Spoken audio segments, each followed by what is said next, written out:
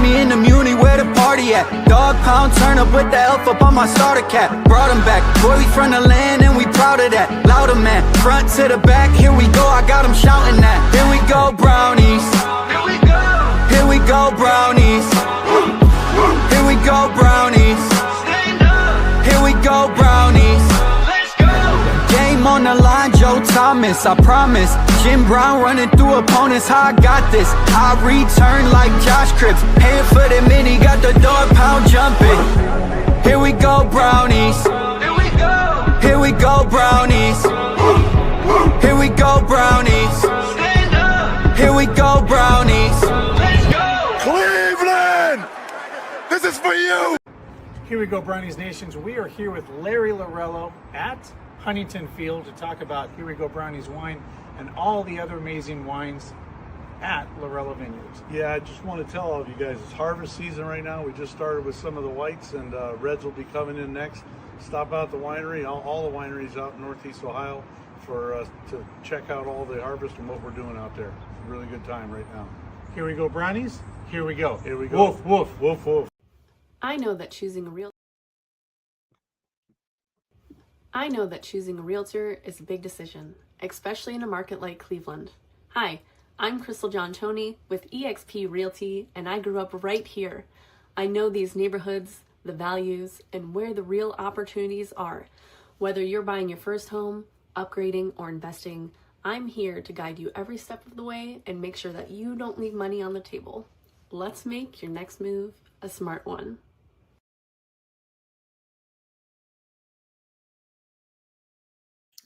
I was just going to. Go ahead. Yeah. No, I was going to add to that that Northeast Ohio is rated the number one place to buy a home now, affordability in the entire country. So if you're looking for a home, this is one of the best places to buy investment property, or actually just looking for your first home or your second home. All right. Well, welcome in, everybody, to another episode of the Here We Go Brownies podcast. I'm Allie Ellery, coming at you live from Pensacola, Florida. And joined with me, as always, we've got Dustin. Dustin, how are you? Well, they had baseball today in Cleveland, and Angel Martinez hit a grand slam. Got to go to the home opener. By the way, anybody should just take in a home opener. It is such a buzz. It is such like euphoria. Like there's nothing like an opening day in baseball in any city, wherever you live. You should definitely take it in. It was fun to do that. And then, of course, the second game got rained out. And then they did Easter, and I was like, I'm only going to do one because it's Easter. And of course, the doubleheader that I went to, they lost that game and they won the other one. But our good friends at Primetime Sports invited me to go to the Cavaliers game, which they did win that game, and that was fun. So it was a big sports weekend. I got to do some Cavs, got to do some Guardians. So it was a lot of fun, and hey, our Guardians are looking good. Now, imagine that. I just got to say, if we had a couple more guys to this lineup, this could be a pretty potent. Well, today was like the first day where it was like, wow, the bats are alive. Right. Alive. And, it's been a fun start to the season so far, obviously, with the fireworks from Chase DeLauder and, some fun things, some fun storylines. But it was good to see the bats were actually moving today. And there were several hits in the box score, not just one or two. Yeah, the whole team contributed today, which was nice to see. Nice. Yeah. Kyle Manzardo, I need you. Come on. You're an Idaho guy. Let's go. Let's get that batting average up. All right. Well, let's get into it. Let's talk some Browns. A couple of things have happened since we last spoke. Not a ton, but a couple of things to touch on before we just really dive into the draft. Because if you're watching this and you care about the Browns, obviously you care about the draft. Hold 2 first-round picks. That's really what we're here to talk about today. Yeah. So we'll get through some of the smaller topics here to start. Then we'll bring David on and we'll have some fun, do some way or no way, cash or trash kind of thing, NFL draft edition here in just a few moments. But let's start, Dustin, by saying, hey, we've got some football. Guys are reporting. We got OTAs upcoming currently. The big thing. We got visits, 30 player visits. A lot of those are happening. A lot of buzz around those. Yep. Big thing, the Browns signed Miles Bryant. He is a corner. Just to kind of go through his history previously with the Houston Texans, but he went undrafted in 2020 out of Washington. started his career with the New England Patriots from 2020 to 2023, and then was with the Texans in 24 and 25. Then, of course, now with the Cleveland Browns. I think that this does kind of help you feel a little bit more comfortable with the corner. Really became an area of concern, Dustin. I mean, you saw Martin Emerson Jr. He went on a visit to the Texans. Actually, there's kind of a back and forth between that you're either a Houston Texan at one point or you're going to be a Cleveland Brown, vice versa, whatever. So there's kind of like a bridge there between those two teams. But Martin Emerson Jr. kind of testing the market with free agency. I still think that there's a world where he can come back and contribute. Obviously, coming off of an Achilles injury, that's is he going to be a starter day one on another team? That's the question. I think that's what he's trying to figure out. Or come in here to a well-known organization and, or the two parties know each other is what I'm trying to say, and have a real role. That would be my preference. Obviously, I like him as a player. I really like him. I think he would be great to have back. And certainly it makes you feel a little bit more comfortable with the depth chart for the corners, because it kind of quickly became thin. Your thoughts on this, Dustin? Any surprise? Yeah, I mean, me, special teams guy, can be a corner. He's a multifaceted guy. I can't collect enough corners in the National Football League on a football team, just because injuries, depth. It's a very important position. I feel like you can't collect enough offensive linemen. You can't collect enough cornerbacks, right? Like, it's a position always of need, because you just don't know when somebody's going to go down in the season. And man, if it's somebody big time and you have a weakness at that spot, well, guess what? Offenses are going to do. They're going to exploit your weaknesses. So no, I like this. I just think it helps that room out. And again, we'll see how it works out with Martin Emerson. It's kind of weird. I know the owner said something about Martin. It was very odd how that all transpired. Hopefully he'll come back, but players have went and made visits and re-signed with the Browns. So I don't know. There's a lot going on. I mean, I don't know if Joel Petonio is coming back. I mean, there's a lot of unknowns out there right now for the Cleveland Browns between now and mini camp. So I don't know. There's a lot going on in that space. There's a couple unknowns that we just don't know. So. Yeah, totally. Dustin, you've got something upcoming. Why don't we talk about it? Yeah, guys. So 2 great shows, 1 destination. That's right. Join us this weekend in Independence, Ohio. The Strongsville Sports Collectors and Greenie Sports are coming together to make one big show.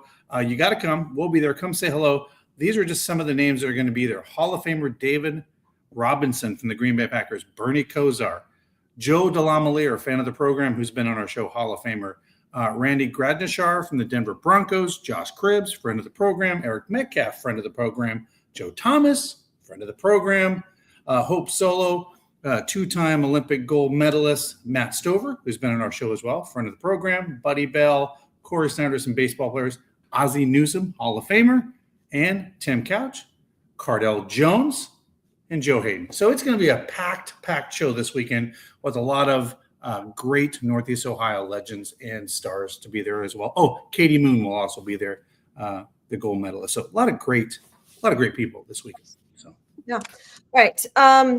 Dustin, let's kind of open up the floor for some press availability. What do you got? There were some comments made, of course, with Todd Monken.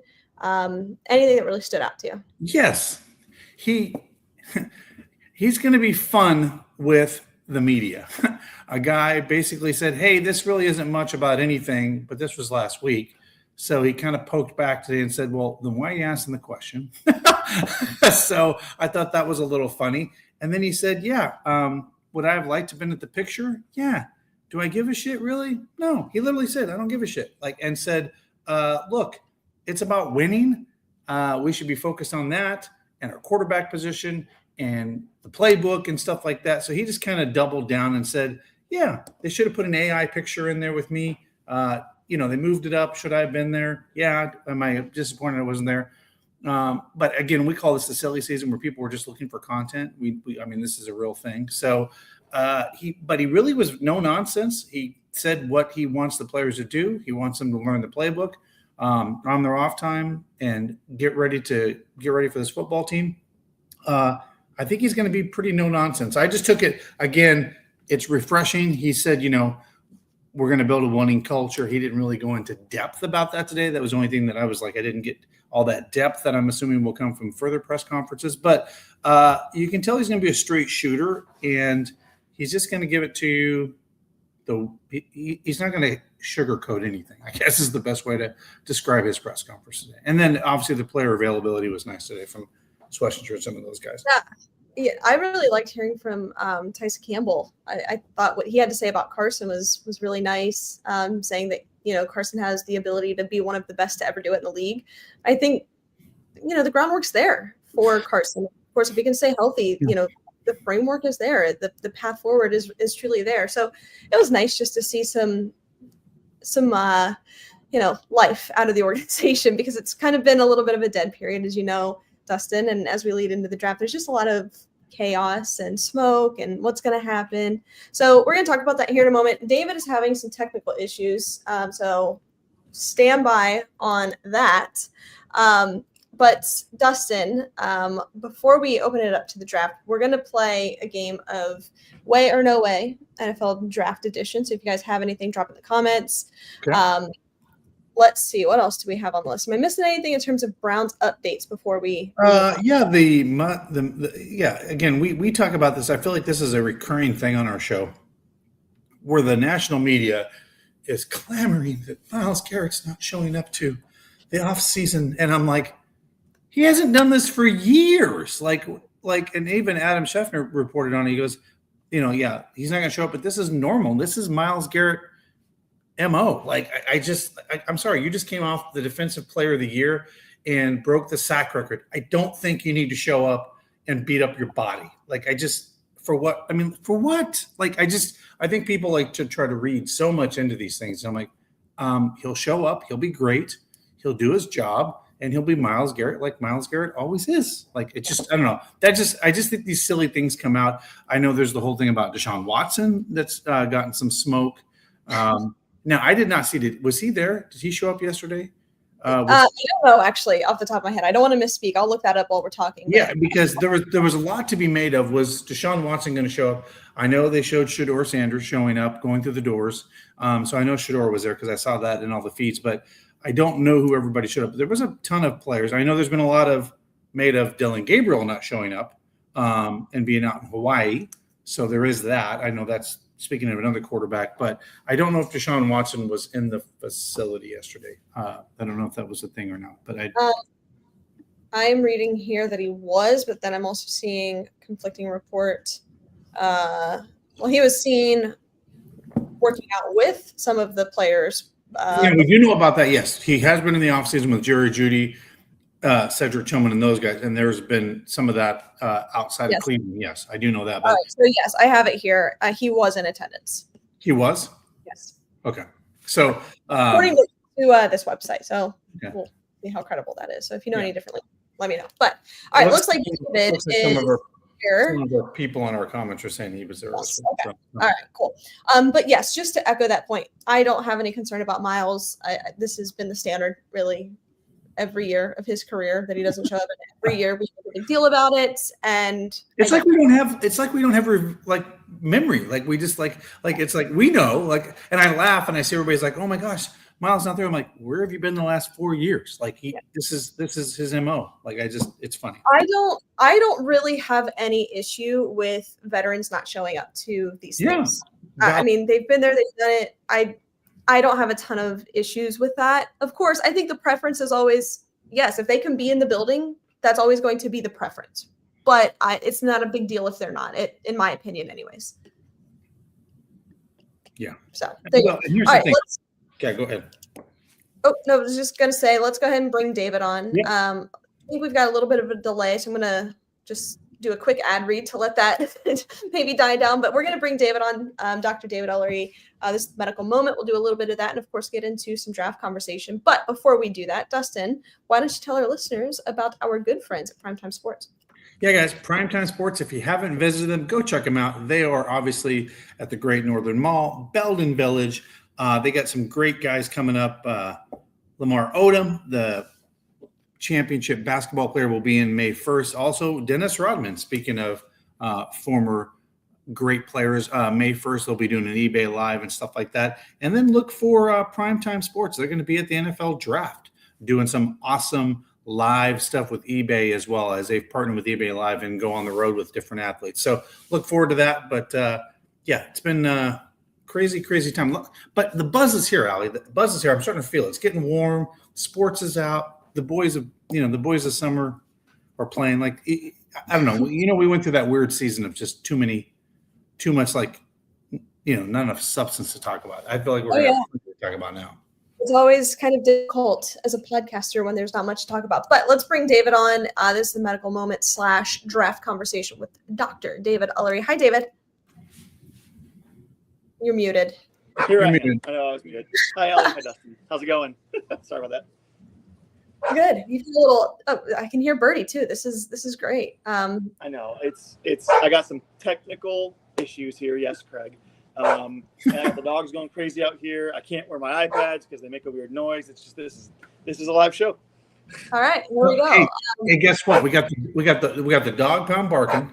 We fixed the technical difficulties. It's a live show. What you get's what you get. There you go. I muted David because Birdie is losing her mind. David, if you need me to bring her in, I will run over there and bring her in and yell at her. So we have like a fence. So David's sitting out by our pool right now, and it's a screened-in pool, essentially. So that's what you can see behind him. And behind that is a fence to the road, and everybody walks their dogs up and down the road. So Birdie, yeah. Birdie loves the dogs. Yeah. So, all right, David, I'm unmuting you, but if she starts screaming, we'll mute you again. All right, David, I want to turn it over to you first, just for any medical updates. I don't know that we have any, but just want to throw it at you before I make that assumption. I was just going to say, David, for that, JOK was in attendance today Yes. in Cleveland. Just obviously they didn't, but as I say, speaking of medical, he was there in the building today. Yeah, I mean, I kind of did a brief search. Oh my gosh, she normally doesn't do this. Brief search before we get on. Let me take care. So JOK, no real injury update, but he's starting a degree at Harvard, which the Browns are supporting. Right. So he's doing some educating and studying. But then otherwise, looking at like I don't have any updates on like the major guys. We know, like we talked about last week, Kunshan's going to be ready for off-season stuff. Looking at Miles Bryant, just the newest acquisition and his injury history. A couple injuries listed in 2023, chest and illness. But otherwise, doesn't seem like he's been too injury prone, and he seems fairly durable. So no real major injuries from that standpoint either. And hopefully he can be a good depth player at the cornerback position. As you said, Dustin, you can't have too many cornerbacks in the NFL, and so we're looking to always add to the depth there. But yeah, I mean, otherwise, no real major injury news. So I guess no news is good news based on the way things go during the season. Let me ask you this, David. We talked about this before we came on, and it looks like it was confirmed that Deshaun Watson is back in the building from a practice, back in there. Any updates or anything you've seen on his progressions based on what he's posting online, or any updates he's done in that category? It's like we go from picture to picture, like Allie's all over the world. I just had to run downstairs. You couldn't see me, but I had to run downstairs. And like, I'm trying to yell at her because I don't want David's microphone to pick me up yelling, Bernie, come on. So I'm going, come on.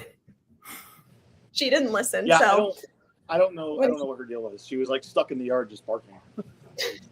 That was something. So it's a live show. What'd I miss? So yeah, go ahead, David. Sorry. Well, so in terms of Deshaun's recovery, I don't have anything new. We know that he has been progressing and working out and practicing and throwing. And so, I mean, as far as it seems, or as much as it seems like he's going to be a part of this quarterback competition and fighting for a starting job. So that, I think, would indicate that he is going to be healthy and ready to go. All right. That was it. Yeah. Sorry, go ahead. Oh, as I said, I think that was all David had. Go ahead. All right. So before we transition, and I'm sorry if you already commented on this, but I have seen this circulating, the whole Nick Chubb situation, and if he'll be able to find a new home, or if there's a potential reunion back in Cleveland. And I guess my question, and Larry puts it here, My question to you guys is, you know, where are you at on that? Would that be of interest to you? Obviously, we know it would be a limited role. It would not be anything like a couple of years ago, but, you know, bringing him back on any kind of contract, you know, where do you guys fall? I mean, at this point, the Texans didn't bring him back, so that was obvious. It was a 1-year contract. I feel like we're kind of, unless some team is in need of a running back, if that makes sense, we call it like the Joe Flacco situation. Hey, we need a quarterback. Can we go call on a guy? I think that would be the situation. I don't think we would bring him back. I could see him coming back and retiring as a Cleveland Brown. I mean, that's where my head's at. But if a team calls and some guy goes down with a tragic injury, could you bring him in as a depth guy for a 2-man rotation? Yeah. I just don't see him coming back in any kind of significant role. I mean, just where he is in his career. But yeah. No. I mean, I don't think him coming back hurts at all, right? I think it would only be somewhat helpful. But I mean, as long as we're all under the kind of assumption of what his role would entail, and that would be fairly limited, it really is still going to continue to be the Quinn Shawn and Dylan Sampson show, which I think is kind of the way of the future of this organization for the next couple of years. But I don't think it hurts, especially just coming in as a good guy, you know, as a great Cleveland Brown. I just think that certainly helps. But I mean, as long as we are all kind of under the same assumption, I think he'd make one hell of a coach someday in the NFL. I mean, he's got the mindset, he's got the attitude, right?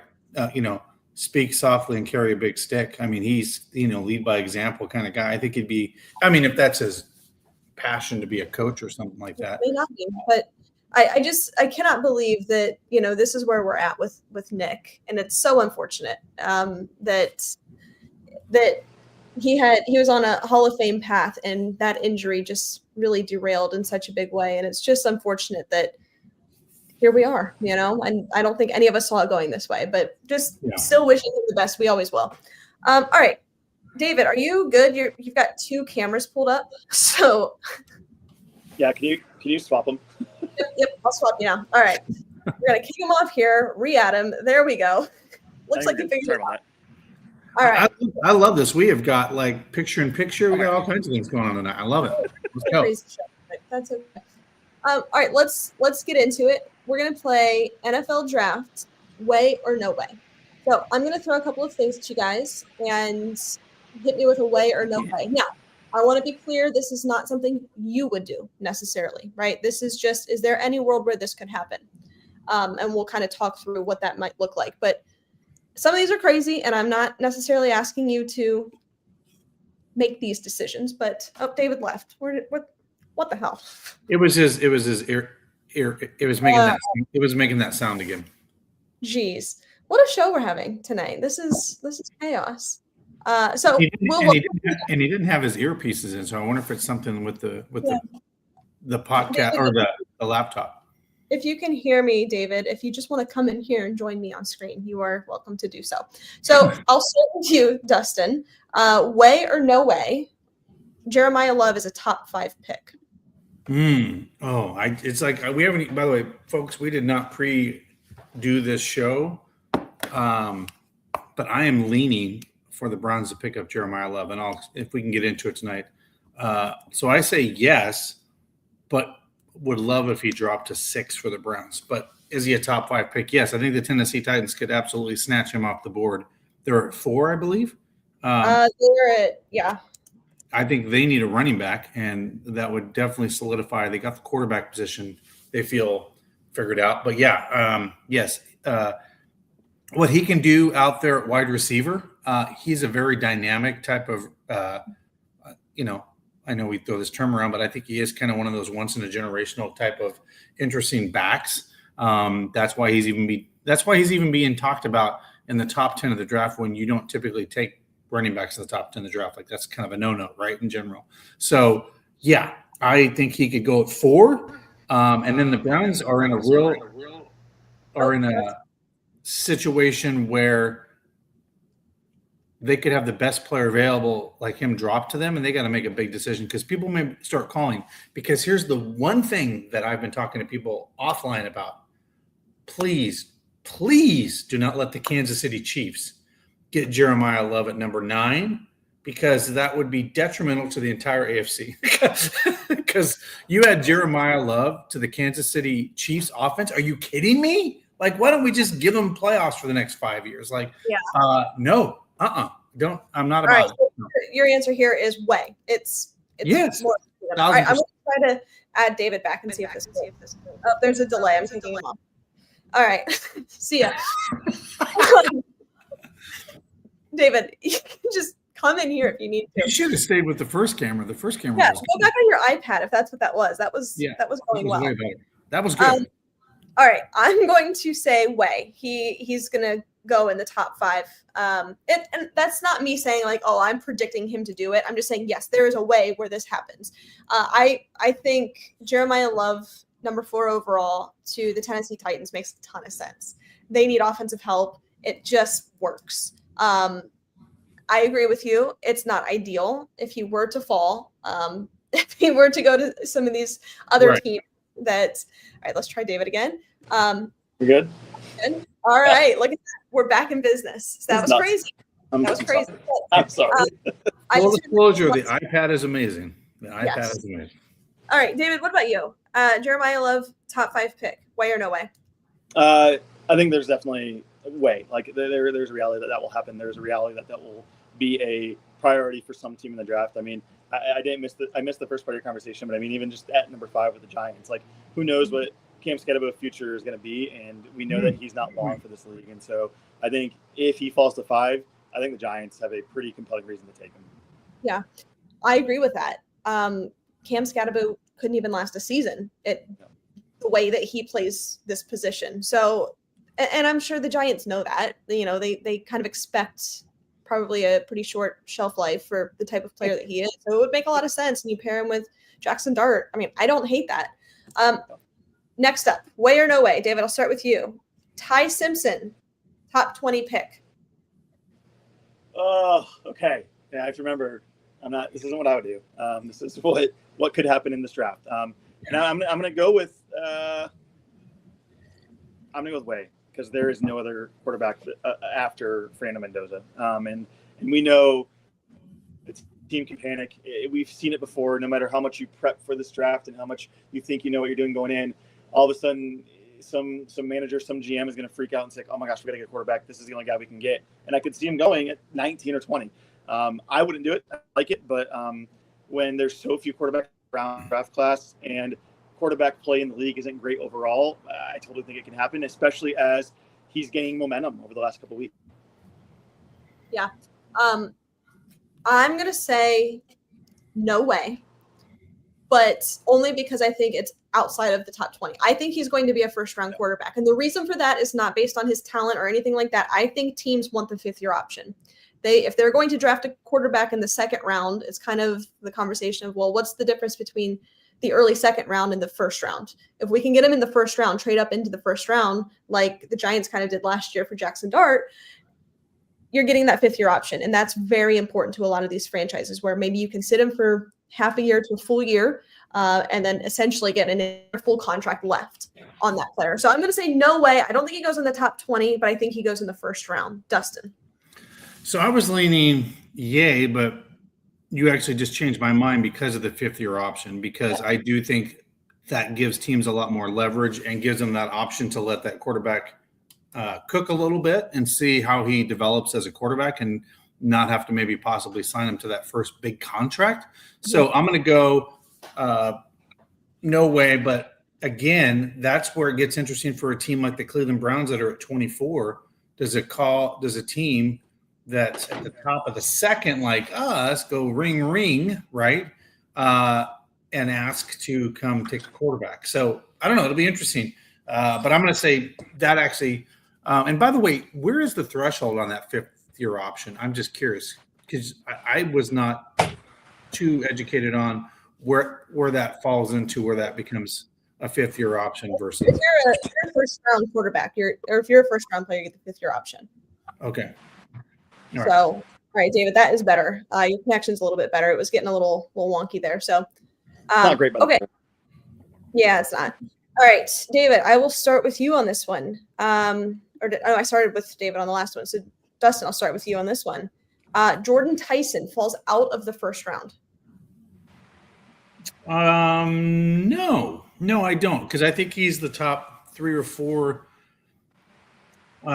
projected wide receivers. I know injury scares people a little bit because he's had multiple years of injuries with the Arizona State. So he could, but I think teams will draft. Well, it also depends on where Carnell Tate falls. If Carnell Tate, goes in the top 10, but I think he stays in the era because those teams that are always looking for really good wide receivers that are those playoff teams at the bottom, I think, yes, you're going to get an actual team that will go for him just because of his skill set. Yeah. So I think I'm going to say no, he does definitely go in the first round.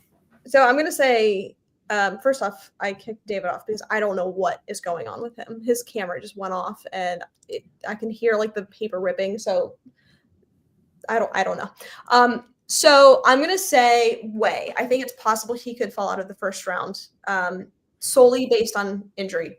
Right. Solely based on physical. I think that there's a world where that can absolutely happen. I don't think it will. Truthfully, I think he might even be a top 20 pick. I think he probably will be, but I'm going to say Way. It's possible that if teams really did like his physical, he could fall out of the first round.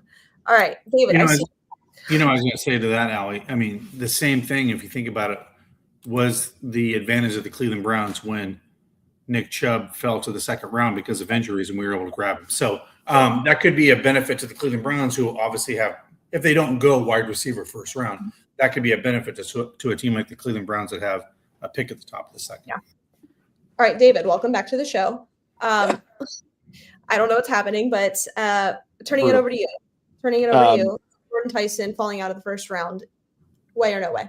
Way. Totally. I mean, right now he's, at least in PFF's big board, he's like the number 3 wide receiver, but there is a cluster of wide receivers after you get behind Carnell Tate and Mekhi Lemon, where I think 3 through 7 or 8 in terms of the wide receiver pairing or grouping can be interchangeable. I mean, I can easily RIP in peace, I can easily see someone like Denzel Boston, and then even potentially Casey Concepcion and Malachi Fields jumping ahead of him if the injury bug is real. We've seen it happen before where players start to drop because of injury history, and I wouldn't be surprised if this is a case where it happens too. So I totally think there's a world where that happens. Yeah, I think so too. All right, David, starting with you here. Caleb Downs falls out of the top 10. Ooh. I'm saying no way. I'm trying to remove my bias just because we know he was a huge part of the last 2 seasons for Ohio State. But also, there's nobody in this draft class and hardly anybody in this league who has just the football IQ that he has, let alone the ability to process and then translate that IQ to physical talent on the field. I mean, just seeing the way that he comes up, the way he like cuts through blockers, the way he's able to go back in protection. Like there's nobody like him out there, and forget like positional value. Think about just generational player here. And I think there's no way he falls out of the top 10. Dustin, what do you think?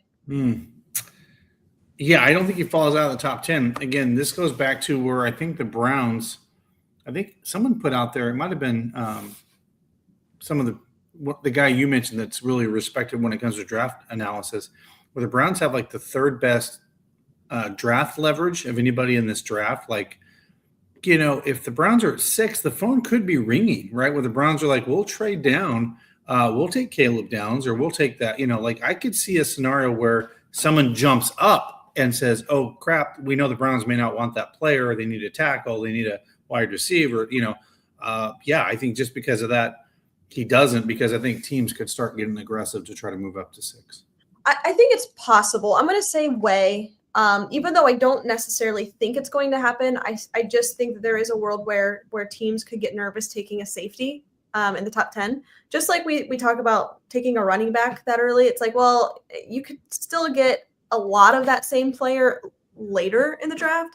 And I understand that argument. So I could see a world where teams, maybe not even just positional value, maybe there's a run on tackles, which I think there will be, by the way. I really think that there's going to be a run on tackles and edges. which is going to push a lot of the receivers kind of back. Maybe players like Arvell Reese, Sonny Styles, Caleb Downs could potentially fall a little bit.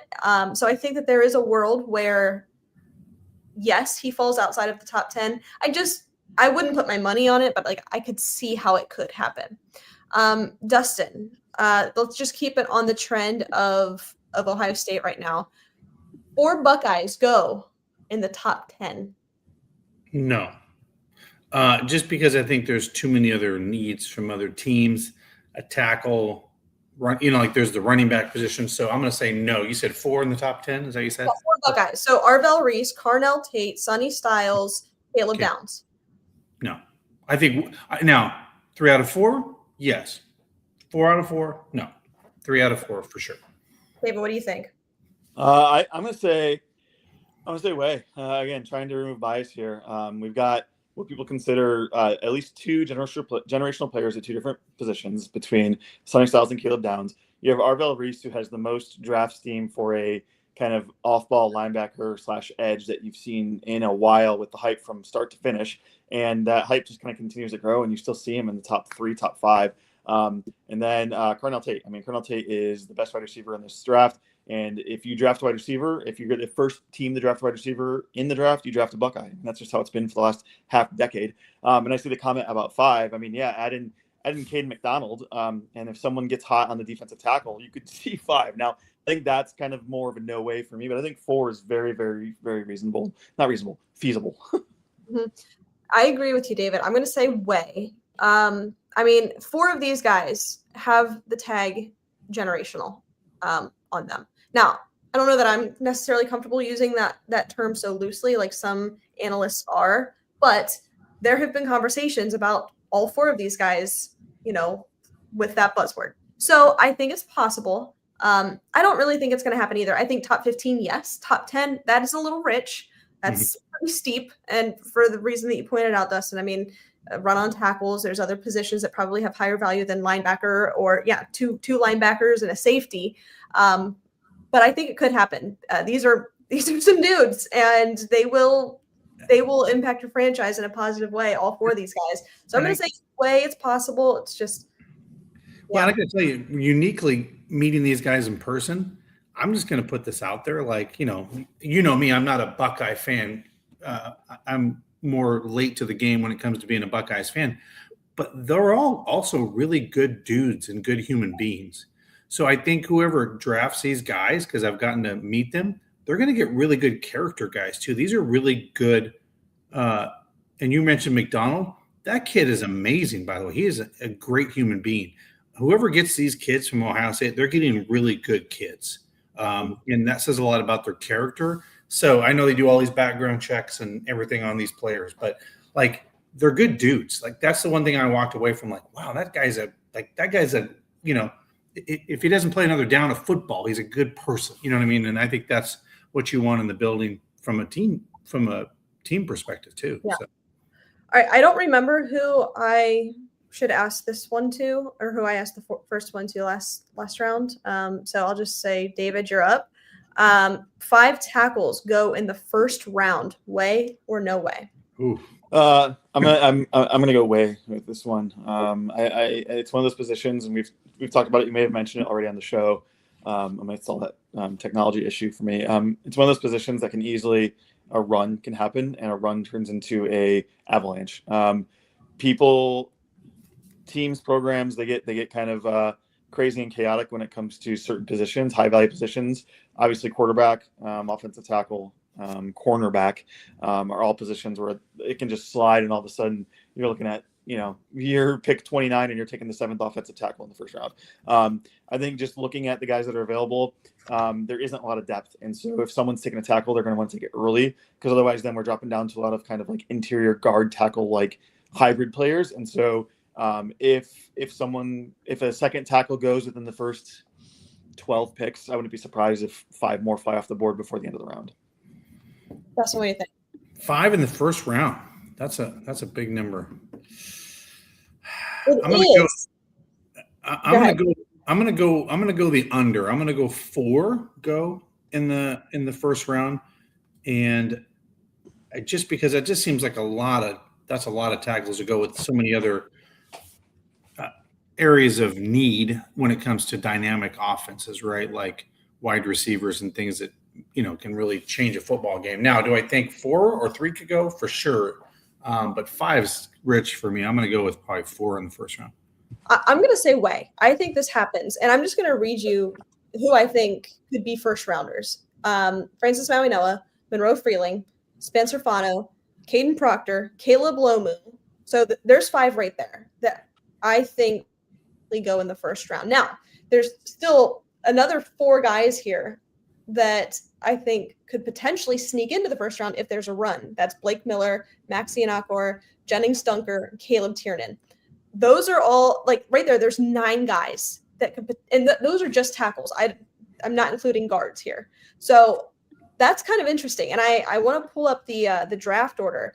There's a lot of in this midsection. So like 10 to 20, a lot of these teams need tackles. Several of these teams do. So I wouldn't be surprised that if maybe 2 or 3 go off the top 15, that there is going to be a run.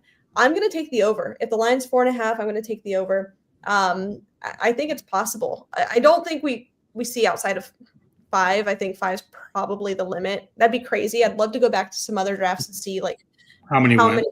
Yeah, how many went. But you think back to like the Jed Wills draft. There was Thomas, obviously Jed, Tristan Wirfs, all went in the top, I think 15. I'll have to pull that up and fact check myself here in a moment. But that was considered a tackle-rich draft, and there was a run. There was no trading that pick. If you had a player, you had to take them right then and there. And obviously, some of those guys did not work out. But nonetheless, this is such a position of very high value. If you want to tackle, you got to draft them early. And that's really the only way you're going to get them. So I'm going to say yes. I think that there's a possibility that 5 could go or more could go in the first round, which is crazy. I was going to add to that. I mean, when you think about the quarterback and the blind side of the quarterback is probably the 2 most, important things to solidify to keep your quarterback upright. I mean, we saw what almost happened to Joe Burrow. He almost got, retired early in this league because he didn't go an offensive line around him. But I was just going to say, how do you guys feel? And I'm just throwing this up for debate for tackles after I've studied these more. I'm leaning more Spencer Fano, and why I am is because how versatile he is as a player to where he could play any other position. He's actually even played center at times. I mean, if I'm like looking at all the guys from a value pick and what he could be for the Browns, I think I'm leaning like almost I'm all in on him. I was just curious to go, just to ask your guys' open opinion on this. But Fano, just because of his versatility, I feel like I keep landing back on him. Yeah, I agree with you. It's funny. Once, you're learning so much about these guys. When we first started, I was all in on one guy, and then it changes. And then I love this guy, and then it changes. I think right now, I would agree with you. He's probably my top 2. I still think I'd have Francis Mauigoa ahead of him. But to that point, and he's very versatile. He can do a lot of things. I love the 2 guys out of Utah. I like both of them. I would be happy with either of these 2 guys, truthfully. I know a couple of weeks ago I was all in on Monroe Freeling. I've kind of dialed that back a little bit. I still like the player. I just don't like him at 6. If you can get him at 24, which I don't think you can, right. I love it. But he's not going to be there. So but I do think that you could potentially the Utah guys at 24. And that's interesting to me.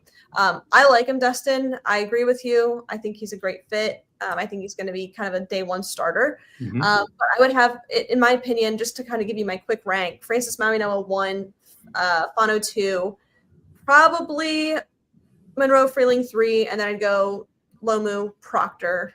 But another one I just want to throw at you guys that I really like, 2 guys actually, that are going to be potential day 2 guys. Maybe you can get them in late first. Blake Miller out of Clemson. Love that guy. And Max Ianakor out of Arizona State. I mean, just an absolute dude. David, what do you think in terms of, where you rank these guys? Yeah. I mean, I still go with CC Mauigoa as my number 1 overall. I mean, when you look at the top 10 kind of prospects offensive tackle, there's only 2 that have over 1,000 snaps, and he's one of them. I think especially at that position, if you want them starting right away, making impact right away. Experience is the most valuable thing that they can bring.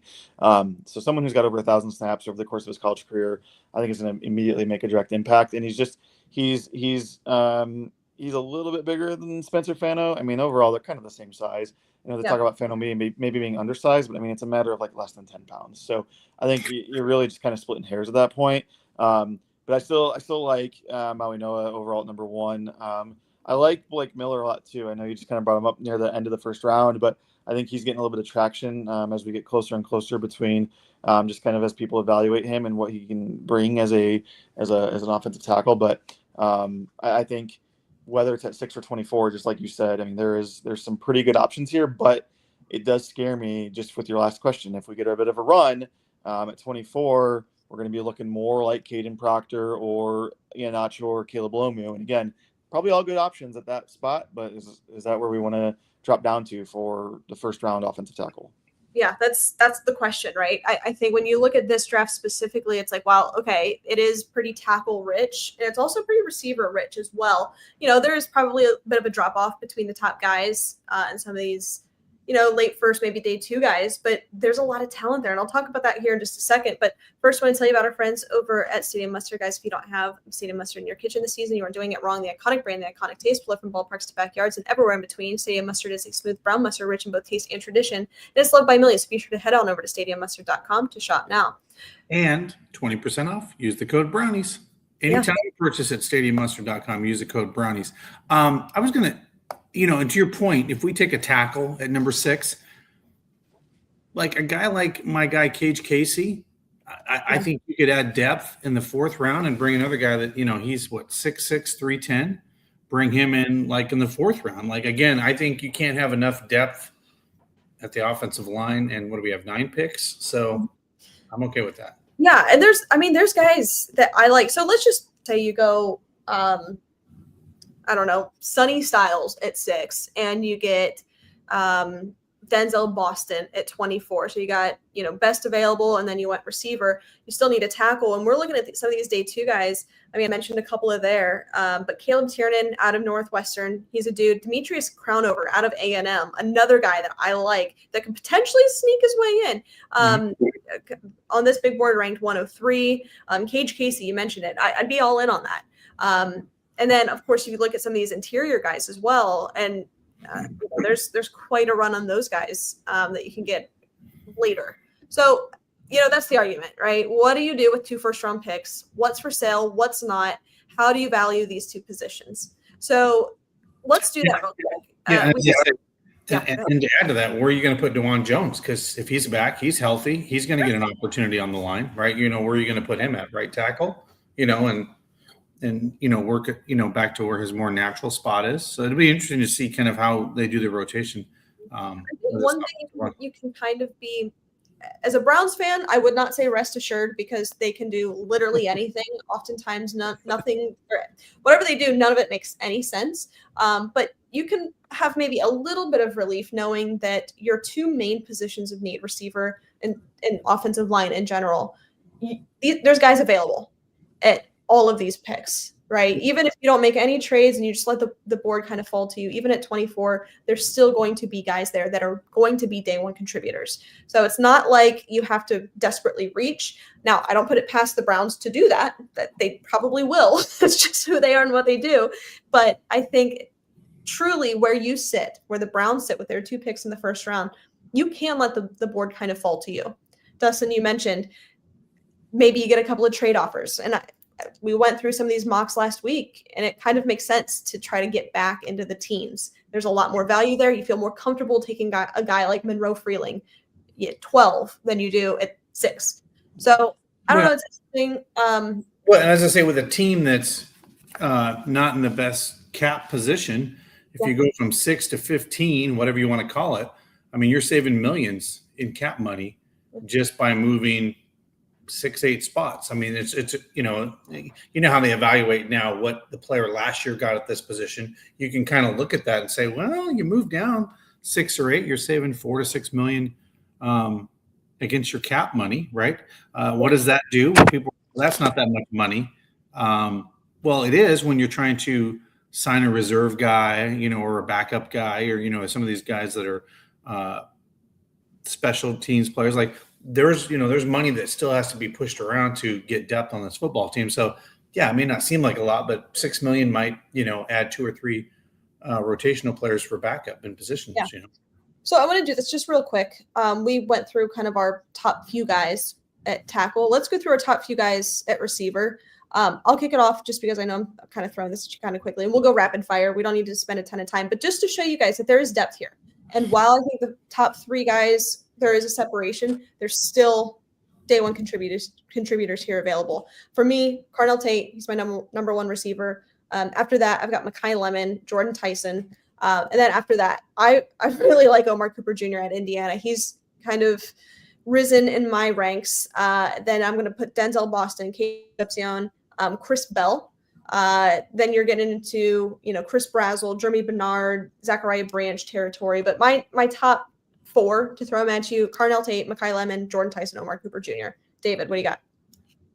It's pretty similar, just a little mixed up. I mean, Carnell Tate, I still have at number 1 as well, with Mekhi Lemon at 2. But then I like Denzel Boston at 3. I think he's a very well-rounded receiver, and I think he has the pedigree to kind of prove it. Although we obviously have seen that with Marvin Harrison Jr., that doesn't make a huge difference, at least so far in the NFL. But I like Denzel Boston at 3. I like Omar Cooper Jr. at 4 too. He's really just he's like a go get it, like trustworthy, can convert long, 3rd and long, or get you, on 1st and 10, get you like a quick hitter. So I like all those guys. And then I put Jordan Tyson at 5, kind of ahead of that second or that 3rd group with, Casey Concepcion, Jeremy Bernard, and that next grouping of players. Yeah, Dustin, what do you think? For me, Allie, I'm putting Cooper at 5 and keeping your same order, but I'm putting Boston in that 4 spot. Okay, cool. At the bottom. Just to show you guys, like I said, there's some guys available at 24 and on that can come in and provide really what you're looking for at a kind of a top end speed, body size, things like that. There's guys available. So that's kind of refreshing for once. You don't really get a ton of that. And I got to tell you, I am nervous as hell for the Browns to take a wide receiver at 6. Same. Yep. Me too. Because the Browns are notoriously not good for the last 27 years picking a wide receiver in the first round. So I would be okay with tackle, I don't know, somebody else, and then a wide receiver in the top. I'm starting to get there as well. I'm a little anxious about it. But Don't like it. Actually, why don't you give me Jeremiah Love at 6? That's a player that can make an immediate impact on your team. Give me a tackle at 24, and give me a wide receiver at the top of the 2nd, and I'm a very, very happy person. Well, I don't personally love it, but I see where you're at with that.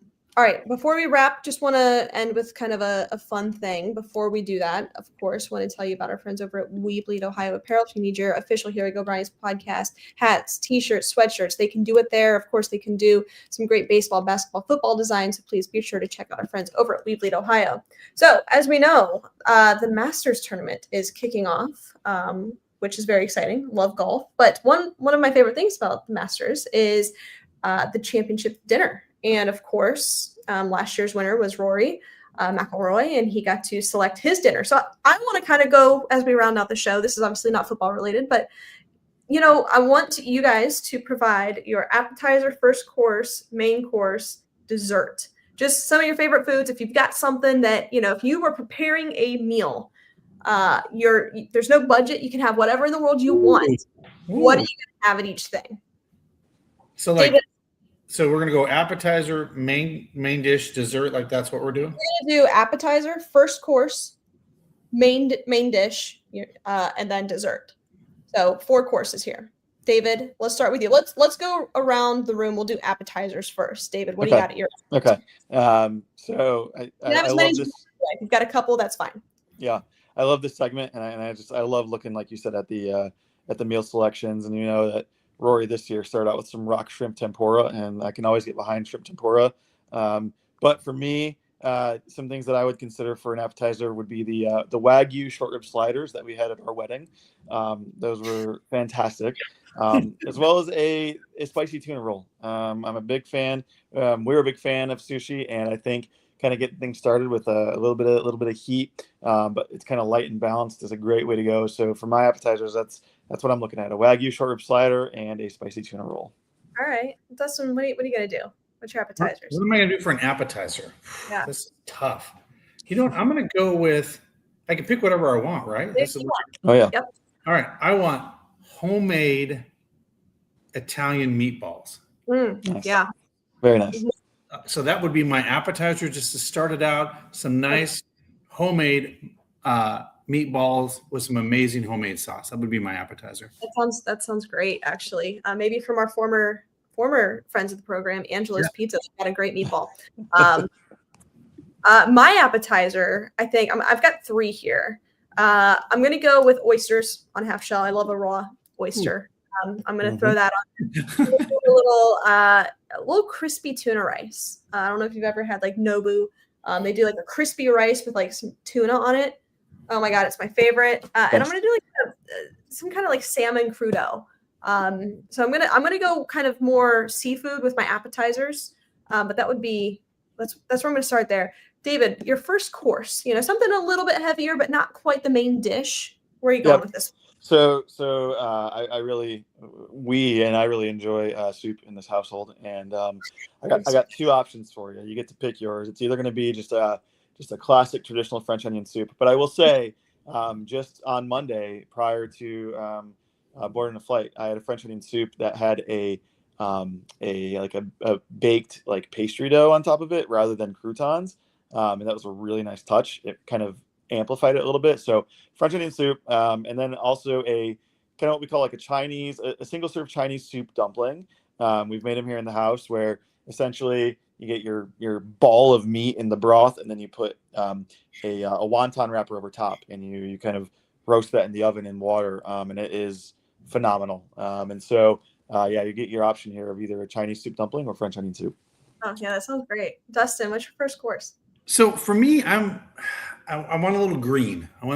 So I am a big chicken Caesar salad guy. So I'd like to have that with some fresh.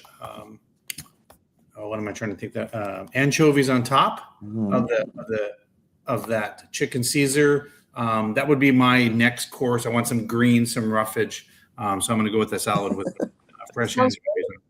I like what you got going on there, Dustin. That sounds pretty good. For my first course, I'm going to go with a tuna carpaccio, or maybe you can have your choice, tuna or beef carpaccio. I love it. It's a delight. That's probably what I'm going to go with.